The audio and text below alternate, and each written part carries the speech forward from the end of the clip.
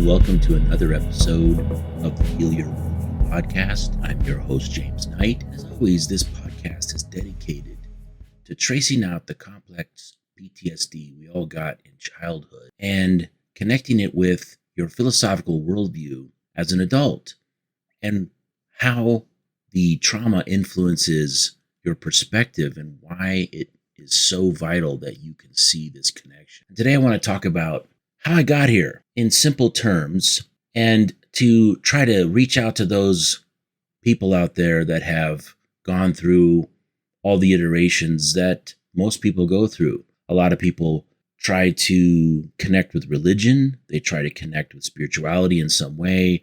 They do a lot of things in order to try to make sense of the world around them. They go to therapy. There's all kinds of avenues for people to gain self-knowledge. And some of those work and some of those don't, and it depends on your trauma. My perspective now is that your trauma steers you into the philosophical worldview that you accept as true and valid. And there's a problem there because a lot of people think reality is not real. A lot of people think morality is not real. They live their life day to day, and in the background, they think none of it's true. Well, how do you get to that point? How do you get out of that point? And some of the problems that happened and occurred to me in my own journey. And the first one is I could not handle double standards when I came across them. Okay. So Christianity and the Abrahamic faith traditions are loaded with all kinds of things that just don't make any sense. And I couldn't wave it off. Okay. Because there's a lot of great stuff in Christianity and the Abrahamic faith traditions. There is. And you have to suspend your ability to see the contradictions. And that never worked for me. The time I spent looking into religion just made it worse. And the same goes with spirituality across the board, universal intelligence, new age stuff. Even though there's value in there, there's minutes of value in the different disciplines, it takes too many minutes and hours of sorting through it to find the kernels of truth. There's too much interpretation required in all of those things, the poetics. I studied Sun Tzu, I studied different Buddhist traditions and different things. It was worse on the Eastern side. There's so much poetic language that you have to sift through in order to get the truth. And even that direction didn't really work for me. I was always drawn to philosophy, and you think that the stuff I just mentioned is full of contradictions. Philosophy is the worst one. Philosophy is 2,500 years of complete contradictory viewpoints, waging war on each other the entire time. It's really crazy. My journey helped me learn critical thinking, and it helped me to compare what's real with what's not real and to just get a good sense of what to throw out. And I'm going to try to help people that have gone through the same journey that I have and just didn't find any satisfaction to open their self to this process. And this is the Socrates, the unexamined life is not worth living. And we're going to go through this process and we're going to dig around in there. How do you know what you know? And how do you figure out what you think you know and it's not true? So I start with morality. It all came clear to me when I started to study more libertarian forms of moral codes. In that process, this all kind of opened up to me to realize that every code of morality that I've ever encountered has been wholly subjective and full of contradictions and double standards and all of that stuff. And the moment I realized that I had to purge those double standards and reject any contradictions, that's when it happened for me. It's very liberating. It's very satisfying. It's like you're like that moment that you have the epiphany that you see through the illusion that has been put in front of you is a great moment of your life. What happened when I realized that there should be no double standards in morality, I started to look at things differently. And every time I saw a double standard, I'm like, okay, I'm going to reject that philosophical school. And what I figured out was every school was full of contradictions. So then I'm like, okay, well, that's not going to work, because then at the end of that, I'll be nihilistic and nothing matters. Okay. You got to be careful of the nihilist trap of thinking that nothing's real and nothing matters, because it is a dead end and leads to mental illness. Okay. You can only reject reality for so long before reality bites you in the backside. There's a great Ayn Rand quote: you can choose to ignore reality, but you cannot choose to ignore the consequences of ignoring reality. And that is something that's always stuck with me. Ayn Rand is a big piece of study that led me to this place, but it starts with understanding basic property rights. So in my lifetime, I'm 55 now, so I grew up in the 70s and 80s, and my adulthood's been from the 90s to now. And in that time, the idea of objective morality, it just runs into so much pushback. There's so much rejection of the concept that morality could be objective. And as I started to study this, I'm like, why? Why does it seem like we can't get to this place? And then property rights blew that open for me. So this is how you have to understand property rights in order for this to make sense. Because in the modern era, we conflate property rights with you own your home, you own your land, you own your car, you own all these things. It's a materialistic viewpoint of what property rights are. And that's the fallacy, okay? That's the sophistry connected to property rights, is that we look at them from a absurd viewpoint that leads people to reject the concept altogether. But property rights, real property rights, is yourself. It's you. Do you own yourself? Do you own your body? And then as I speak to this, you're going to start to see different flavors of arguments that we use in my lifetime, like my body, my choice. That is the actual position that you're supposed to look at. Not confuse that with the abortion conversation. That's a completely different animal. And we'll talk about that later.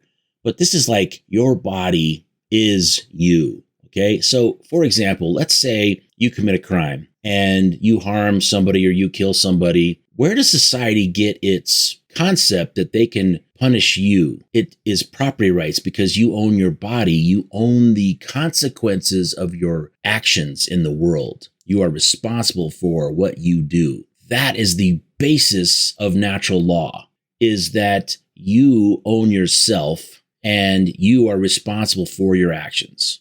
Now, when we look at morality from a, peel the onion kind of perspective, you have to peel all those layers to get to the kernel of that, which is you. And you realize that the different layers of the onions will start to add subjective layers to it, and then you get a convoluted viewpoint, right? So for example, a common argument for property rights is when you die, let's say it's land or your home or whatever, when you die, you can't take it with you. So really you don't own it. And that's a valid point. So then people, without realizing what's underneath that, which is the important piece, kind of reject it and move on with their life. And this is the problem with society, is those that are in power don't want us to understand this, because if we do understand it, we'll see all the places that they are violating our property rights. And I mean your bodily autonomy. So this gets complicated. I get it. Okay. And I'm trying to do it justice here. But if you start with you own your body, therefore you own your consequences, then the arguments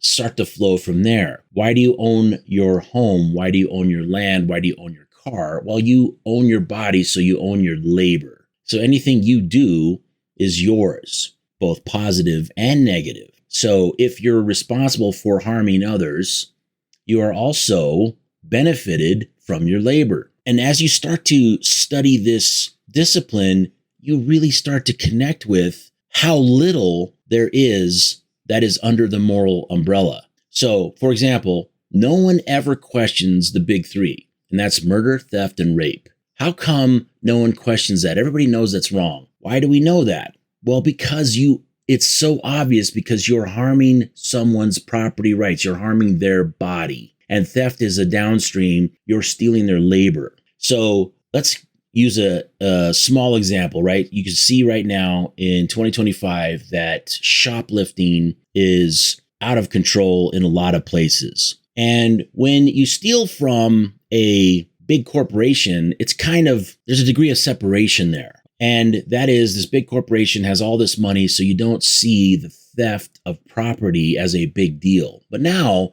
let's shift it to a specific example. Let's say you got a guy, let's say he's like 20 years old. He works at a fast food restaurant. Maybe he's making $15 an hour. Who knows? But he works 2 weeks of his life to save up some money to buy, let's say it's a laptop, something. He buys something that's of modest value, but it's still valuable. And then someone comes and steals his laptop. Did they just steal a laptop? What is the analysis here? They stole the 2 weeks of his life that it took him to earn the money to exchange it for the laptop. See, when you look at theft that way, you're stealing someone's life. That's a big statement.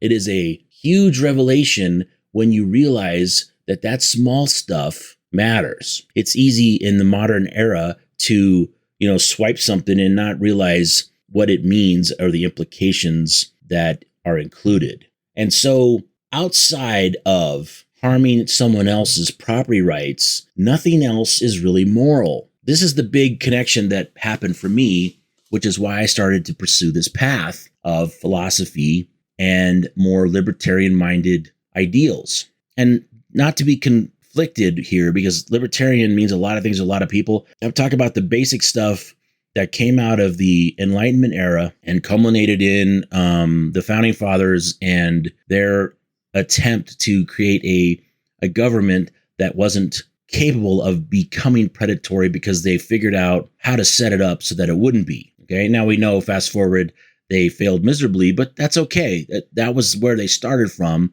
The starting point was property rights. How do you have a government which is set up to violate property rights of individuals and keep it so that it doesn't become corrupt, that it's a response to a crime, okay? And if you keep crime limited to property rights, then it's a just government and it will function properly and it will not take the rights away from somebody arbitrarily. Now you fast forward to now, and that's all the government does in every country in the world is violate your property rights in, so many creative ways that it's hard to even fathom just how much they are stealing from the individuals in the world. What the great mystery is, why all the moral codes are so subjective, is because people mistake their own personal preferences for morality. That is the key to life. You have to divorce yourself of the concept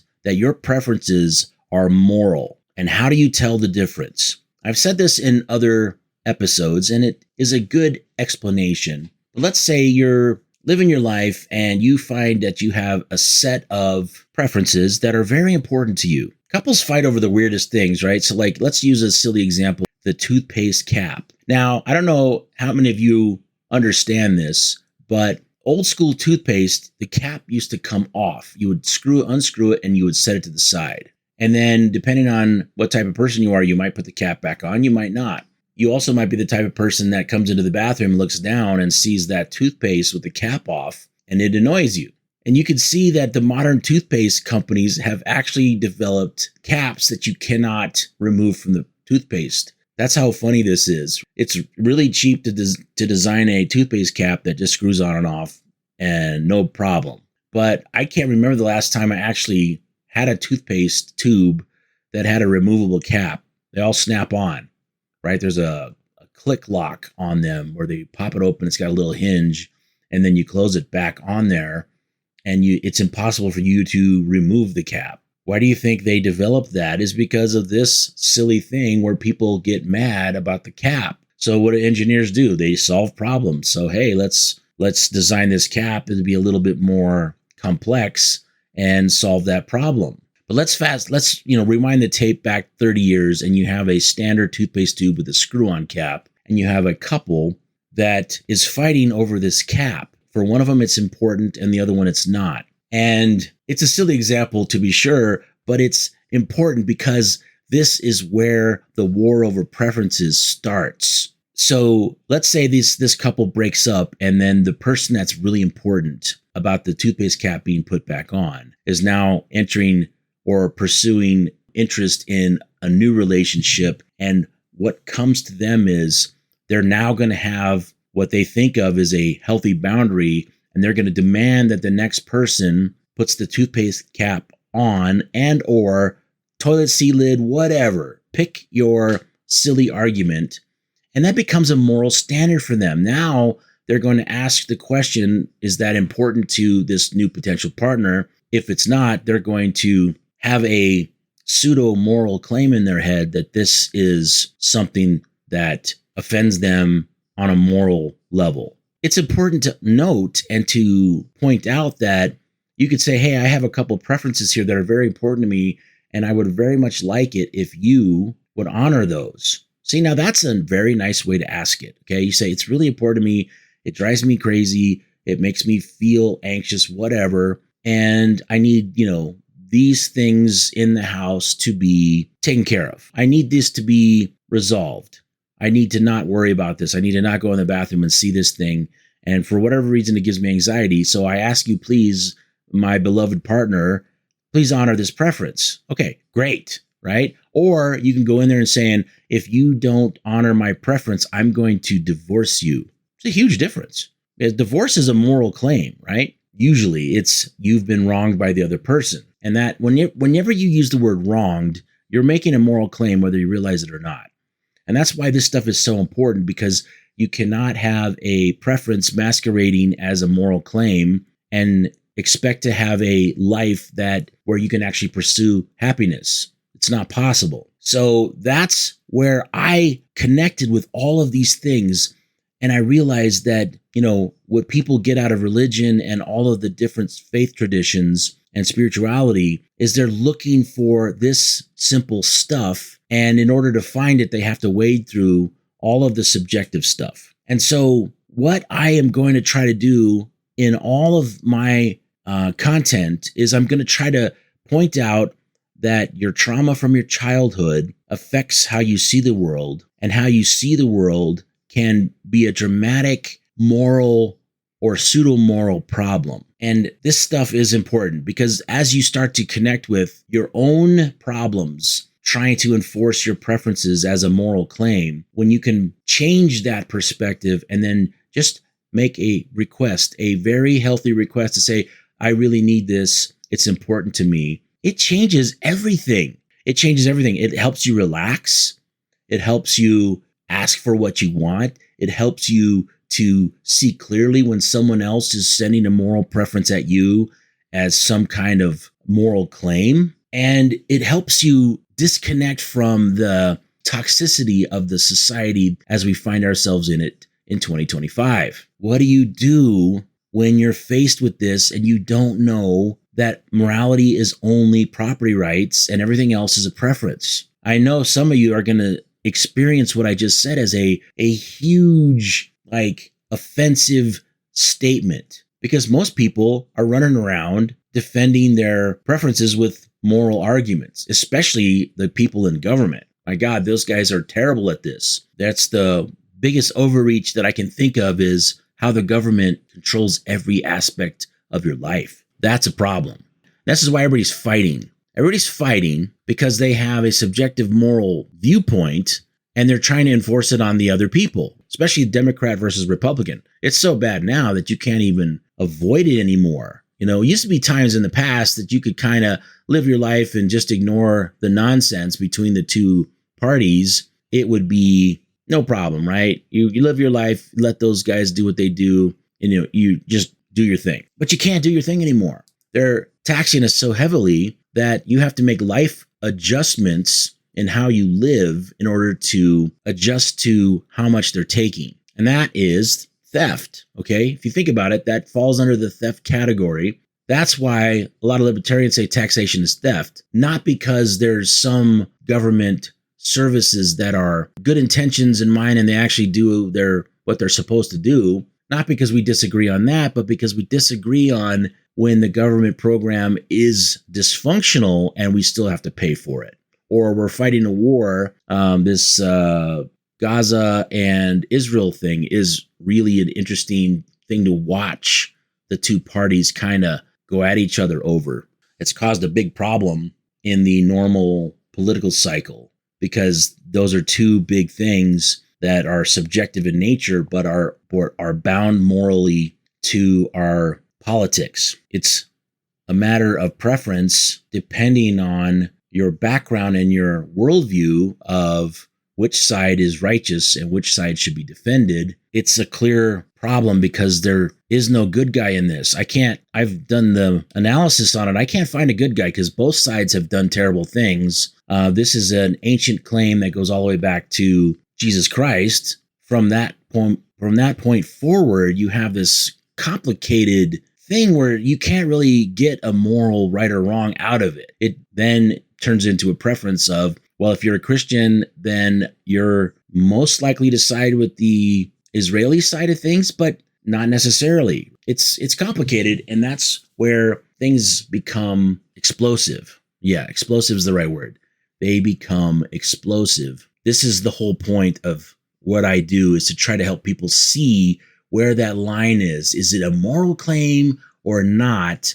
Then what do you do with it if it's not a moral claim? And that is the same thing as one person fighting over the toothpaste cap and the other person not interested. And so, to circle back to where we started from, property rights is the only thing that morality sits on, and that makes morality a very simple thing. Everything else that doesn't have a victim attached to it is not morality. It's a preference. So you can make claims like someone aggressively driving their car and cutting people off and swerving through traffic. Why is that wrong? Well, because they're endangering the life of everybody that they pass erratically from. You see that, right? They're zipping in, they're zipping out. I watch it all the time now. I do a fair amount of driving for my business, and I see people doing crazy stuff all the time.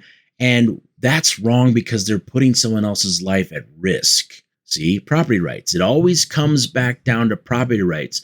It's important for everybody to learn this skill because you can factor right and wrong pretty quickly if you understand how property rights work. Did you harm my body? Did you almost harm my body? Did you harm the outcome of my labor? Did you almost harm the outcome of my labor? That's how it works. Why is rape wrong? Because you violate the body of somebody else. It's very simple. And rape is in a sexual way, but theft and rape are on the same scale. Murder too. Murder is the easiest, okay, of all of them, because there's a great line from the movie Unforgiven where Ed Money says, it's a hell of a thing killing a man. You take everything he has and everything he was going to have. That is a really nice way to state it. Theft, you can replace the thing with labor. Rape is pretty close to as unforgivable as murder, okay? Because if you take that from somebody, you can't undo it, right? With theft is like level 2. Murder and rape are level 1 violations of them. And then everything else kind of flows out of the level 2, which is the outcome of your labor. So if someone tries to manipulate you, what are they trying to get out of you? It's usually they're trying to push you in a direction you don't want to go in, trying to separate you from your money, trying to convince you that you should give them your money. That's, manipulation or fraud usually falls into that category. So everything's kind of downstream from there after that. But really, property rights, if you align yourself with property rights, life gets much simpler. The concept of a moral code actually becomes possible because it would be objective, because you know where the line is. The line is when you cross into someone else's bodily autonomy. There's a great line from John Stuart Mill, and he's like, your freedom ends the moment you cross into someone else's property rights. It's that simple. If the legal code and everything was adjusted in this manner, the effect that it would have on the day-to-day life of everybody would be so enormous that we wouldn't be able to comprehend it, right? Can you imagine the legal code and all of the crazy stuff the government outlaws or restricts or whatever that all comes down to their preference, right? Even an environmental claim would be easily provable because let's say you have some chemical company dumping stuff in the river. Well, it's affecting the people downstream, and that becomes a property rights issue. It's that simple. And if you test the water and there's chemical levels in there that are at a certain point that are dangerous, you have such an easy slam dunk case. The company would not stay in business long if they didn't clean it up. Even environmental stuff is simple. I'm going to leave this here. I hope you found value in this episode. And if you did, if you like and subscribe or follow me on whatever platform you're listening to this on, I would appreciate it. And as always, I'll see you on the next one, and have a great day.